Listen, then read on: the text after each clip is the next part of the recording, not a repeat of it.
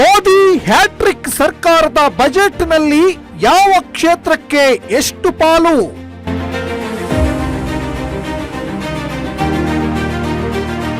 BJP ಪ್ರಣಾಳಿಕೆಯ ಭರವಸೆ ಈಡೇರುತ್ತಾ?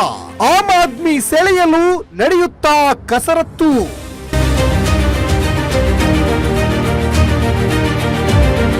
ದೋಸ್ತಿ ಓಲೈಕೆಗೆ ನಮೋ ಟೀಮ್ನ gift ಏನು? ಬಿಹಾರ ಆಂಧ್ರಕ್ಕೆ ಸಿಗುತ್ತಾ ಸ್ಪೆಷಲ್ ಅನುದಾನ?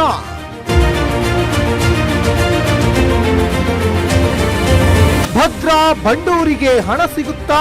ಮೇಕೆದಾಟು ಓಕೆ ಆಗುತ್ತಾ? ಬೆಂಗಳೂರಿಗೆ ಬಜೆಟ್ ಸ್ಪೆಷಲ್ ಕೊಡುಗೆ ಏನು?